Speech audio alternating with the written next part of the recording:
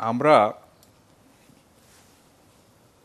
বা আমি ঢাকা বিশ্ববিদ্যালয়ের ছাত্র ছিলাম, দীর্ঘদিন ছিলাম, 11 বছর ছিলাম।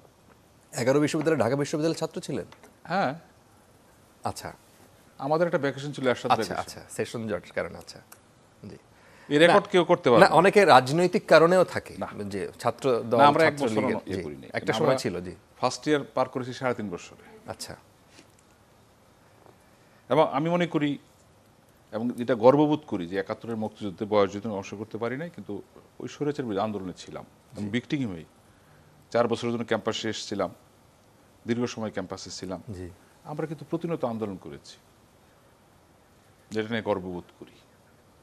এবং আমাদের আন্দোলনের কতগুলি ক্রাইটেরিয়া ছিল, প্রকারভেদ ছিল, কিভাবে করব, কোনটা করব, সর্বোচ্চ কি করা যায়। আপনি জিজ্ঞেস করছেন শেষ হবে কবে, অবশ্য এখন চিঠির যুগ নাই, প্রেমপত্র নাই। এক সময় চিঠি লেখা হতো, কাকে লেখা, বিষয় লেখা, ইতি লেখা, শেষে লিখিত বিশেষ দ্রষ্টব্য, ওখানে আবার 2টা লাইন যাইতো। আমি কোমলমতি ছাত্রছাত্রীদের আন্দোলন নিয়ে কথা বলতে চাই না, আমি সপক্ষে থাকতে চাই, করতেই পারে, কিন্তু এই বিশেষ দ্রষ্টব্য,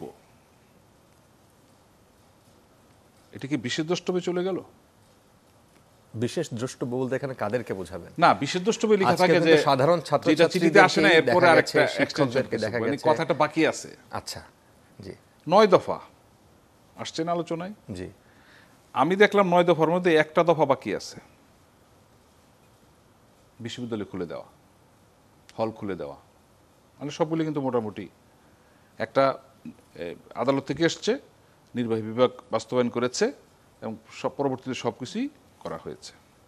এবং বিশ্ববিদ্যালয় বা স্কুলসমূহ বা উচ্চ মাধ্যমিক পরীক্ষা কবে হবে, এটা কিন্তু শিক্ষামন্ত্রী ক্লিয়ার করেছেন যে আমি পরিবেশ হলেই এটা খুলব, এবং বোধহয় সিটি কর্পোরেশন ব্যতীত আর 4টা জেলা ব্যতীত সব জেলায় প্রাথমিক শিক্ষা চালু হচ্ছে আগামী রবিবার থেকে। এখন যা দেখলাম আজকের ঘটনায়, দাবি মানতে হবে, একটাই তো দাবি, তাহলে বিশ্ববিদ্যালয় খুলতে হবে। এবং আমার ধারণা, মানে আমার তথ্য, বিশ্ববিদ্যালয় শিক্ষকরা কিন্তু একটা স্ট্রাইকে আছেন, তারা কিন্তু সিদ্ধান্ত দেন নাই, 1 জুলাই থেকে যেটা শুরু করেছেন। তাহলে এই একটা দাবির জন্য কি সবাই মেটে নেবেন? এখানে আজকের বিষয়বস্তু কি ছিল? March for justice. জি। সেটা কি ব্যত্যয় কোথায় হয়েছে, বা তারা কোথাও ভিকটিম হয়েছে, বা জাস্টিস পান নাই, বিষয়টা কেমন হয়েছে? জাস্টিস এখন পর্যন্ত, আপনি যদি আবু সাইদের বিষয়টা সামনে নিয়ে আসেন, রংপুরের যে গুলিবিদ্ধ ঘটনা, পুলিশের এফআইআর আবু সাইদের পুলিশের গুলিতে যে সে মারা গেছে, যেটা আমরা ভিডিওতে একদম পরিষ্কারভাবেই দেখলাম, সেটা কিছু নাই। এবং সেই বিষয়ে কোনো ব্রিফিংও ছিল না, কোনো প্রতিক্রিয়াও ছিল না। না, এটা তো একটা এফআইআর হয়েছে, মেডিকেল সার্টিফিকেট আসবে, চার্জশিট হবে, আপনার সেখানে নারাজি দেওয়ার সুযোগ আছে। এটা কিন্তু একটা আইনি প্রক্রিয়া। আমি আপনি বললে কিন্তু বিষয়টা চেঞ্জ হয়ে যাবে না। এবং এই ঘটনা অত্যন্ত দুঃখজনক। এটার আইনগত ব্যবস্থা বলেন, বিচার বিগত তদন্ত যেটা হচ্ছে সেটা বলেন, এটা বেরিয়ে আসবে। সরকার কিন্তু পদক্ষেপ নিয়েছে। পাশাপাশি দেখেন, আপনি যে হেডলাইন দেখালেন, মাননীয় প্রধানমন্ত্রী কিন্তু 2টা আহ্বানই করেছেন, আন্তর্জাতিক সহযোগিতা চেয়েছেন। হ্যাঁ, তার মানে কি, উনিও তো চাচ্ছেন এটা হোক।